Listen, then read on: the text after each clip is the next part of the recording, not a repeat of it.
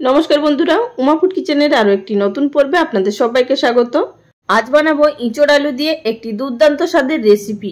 এই রেসিপি আপনারা একবার যদি তৈরি করে খান চিকেন মাটন খেতে ভুলে যাবেন, এইটুকু আপনাদের কথা দিতে পারি। চলুন তাহলে আর দেরি না করে শুরু করা যাক আমার আজকের এই ভিডিওটি।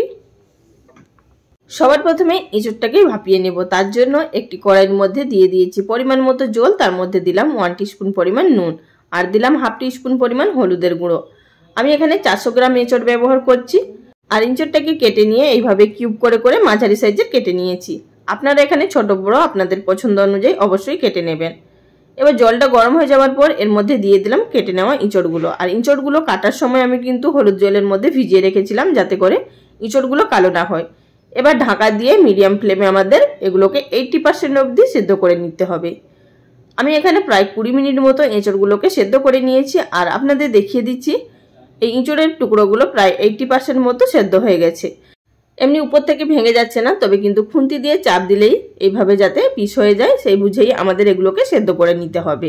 এবার এই এঁচড়ের টুকরোগুলোকে আমরা জল থেকে তুলে নেব, বাদ বাকি জলটা ফেলে দেব। গ্যাস ওভেনের উপরে আরও একটি কড়াই বসিয়ে তার মধ্যে দিয়েছি 1.5 টেবিল চামচ পরিমাণ সরষের তেল। তার মধ্যে দিলাম হাফ টিস্পুন পরিমাণ হলুদের গুঁড়ো আর দিয়ে দিলাম সামান্য পরিমাণ নুন। এবার এর মধ্যে আমি কয়েক পিস আলু ভেজে নেব।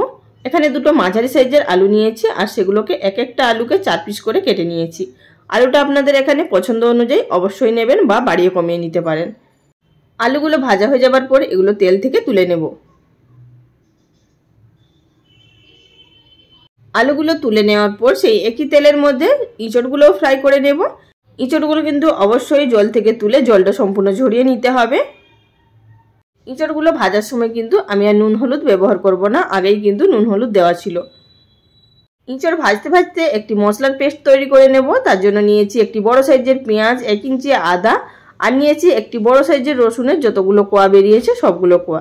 সমস্ত মশলা ভালোভাবে পেস্ট করে নেওয়ার পর এদিকে আমাদের এঁচড়গুলোও খুব সুন্দর লাল করে ভেজে নেওয়া হয়ে গেছে। এবার এগুলোকেও তেল থেকে তুলে নিলাম। আবারও তেলের মধ্যে 1.5 টেবিল চামচ সরষের তেল দিয়ে তার মধ্যে ফোড়নে দিয়ে দিলাম 2টো ছোট এলাচ, লবঙ্গ, দালচিনি আর দিলাম একটি তেজপাতা। তেলের মধ্যে দিয়ে দিলাম হাফ টিস্পুন পরিমাণ হলুদের গুঁড়ো, দিয়ে দিলাম হাফ টিস্পুন পরিমাণ কাশ্মীরি লঙ্কার গুঁড়ো। তেলের মধ্যে যদি এই কাশ্মীরি লঙ্কার গুঁড়োটা ব্যবহার করা হয় তাহলে কিন্তু খুব সুন্দর কালার আসে তরকারির মধ্যে। এবার দিয়ে দিলাম যেই মশলাটা পেস্ট করে রেখেছিলাম।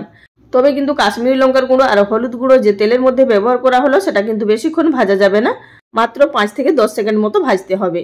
এদিকে আমাদের মশলাটা হাফ ভাজা হয়ে গেছে। এই পর্যায়ে দিয়ে দিলাম হাফ টিস্পুন পরিমাণ জিরে গুঁড়ো, হাফ টিস্পুন পরিমাণ লঙ্কা গুঁড়ো, ঝালটা আপনাদের নিজেদের টেস্ট অনুযায়ী দেবেন আর দিয়ে দিলাম গ্রাইন্ডিং জার ধুয়ে কিছুটা পরিমাণ জল। আবারও এই সমস্ত উপকরণগুলো ভালোভাবে মিশিয়ে কষিয়ে নেব। আপনারা নিশ্চয়ই ভাবছেন তেলের মধ্যে কাশ্মীরি লঙ্কার গুঁড়ো আর হলুদ গুঁড়ো কেন ব্যবহার করলাম। কাশ্মীরি লঙ্কার গুঁড়োটা কালারের জন্য ব্যবহার করেছি আর হলুদ গুঁড়োটা এই কারণেই ব্যবহার করলাম যেহেতু আমি এখানে তেলের মধ্যে পেঁয়াজ কুচা ব্যবহার করিনি, তাই তেলের মধ্যে আগে হলুদটা দিয়ে দিলে মশলা বাটা দিলে আর গায়ে তেল ছিটকে আসবে না।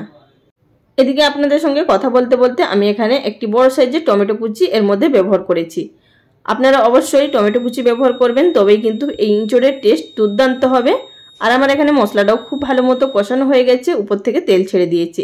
এই পর্যায়ে এড করে দিতে হবে আমাদের আগে থাকতে ভেজে রাখা আলু এবং এঁচড়। এঁচড় আলুটা দিয়ে মিডিয়াম ফ্লেমে আমাদেরকে এখানে 5 থেকে 6 মিনিট মতো কষিয়ে নিতে হবে। তবে কিন্তু অনবরত নাড়াচাড়া করতে হবে, তা না হলে কিন্তু তলার দিকে লেগে যেতে পারে।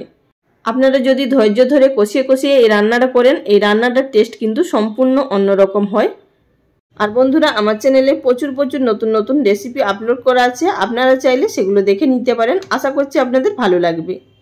ভালোভাবে কষিয়ে নেওয়ার পর এবার এর মধ্যে আমি এড করে দিচ্ছি সামান্য পরিমাণ জল। যেই থালার মধ্যে এঁচড় এবং আলু ভেজে রেখেছিলাম সেই থালাটা ধুয়ে কিছুটা পরিমাণ জল দিয়ে দিলাম।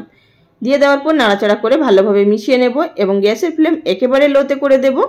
আর লো ফ্লেমে এটিকে ঢাকা দিয়ে প্রায় 10 থেকে 15 মিনিট অবধি রান্না করে নেব। যেহেতু আমাদের আলুগুলো প্রায় 50% মতো ভাজা হয়ে গেছে আর এঁচড়গুলোও প্রায় 80% মতো সেদ্ধ হয়ে গেছিলো, তারপরেও ভেজে নিয়েছি, তাই প্রায় 10 থেকে 12 মিনিট মতো রান্না করলেই আমাদের এই রান্নাটা সম্পূর্ণ তৈরি হয়ে যাবে। আর দিয়ে দিলাম তারই মাঝখানে স্বাদ মতো নুন। নুনটা অবশ্যই আপনারা স্বাদ বুঝে দেবেন। এঁচড় সিদ্ধ করার সময় নুন দেওয়া ছিল আর আলু ভাজার সময় নুন দেওয়া ছিল। আমি ফিরে এলাম 10 থেকে 15 মিনিট পর। এবার ঢাকাটা তুলে নেব আর আপনাদের দেখিয়ে দিচ্ছি। দেখুন বন্ধুরা এখানে খুব সুন্দরভাবে এগুলো কষানো হয়ে গেছে, মানে রান্না হয়ে গেছে আর উপর থেকেও তেল ছেড়ে দিয়েছে আর দুর্দান্ত একটা কালারও চলে এসছে। এই পর্যায়ে আরও একটু নাড়াচাড়া করে নেব। আপনারা যদি গ্রেভি না রাখতে চান এই পর্যায়ে কিন্তু নামিয়ে নিতে পারেন। আর এখানে দেখুন বন্ধুরা, আলু এঁচড় সমস্ত কিছু খুব ভালোভাবে সেদ্ধ হয়ে গেছে। এবার এই এঁচড়ের মধ্যে দিয়ে দেব আমি হাফ গ্লাস মতো জল। এখানে আমি জলটা ব্যবহার করলাম গ্রেভির জন্য। আপনারা যদি বেশি গ্রেভি চান সেক্ষেত্রে জলের পরিমাণটা বাড়িয়ে দিতে পারেন। জলটা দেওয়ার পর ভালোভাবে নাড়াচাড়া করে মিশিয়ে নেব এবং এটিকে লো ফ্লেমে ফুটতে দেব আরও 5 মিনিট মতো। 5 মিনিট ফুটিয়ে নেওয়ার পর দিয়ে দিলাম 1/4 টিস্পুন পরিমাণ গরম মশলার গুঁড়ো আর দিয়ে দিচ্ছি এর মধ্যে হাফ টিস্পুন পরিমাণ ঘি।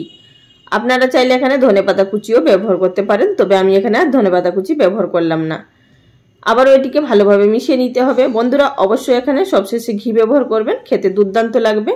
10 মিনিট মতো স্ট্যান্ডিং টাইমে রেখে তারপর আপনারা গরম গরম পরিবেশন করুন। ভাত, রুটি, পরোটা সবকিছুর সঙ্গেই খেতে দুর্দান্ত লাগবে।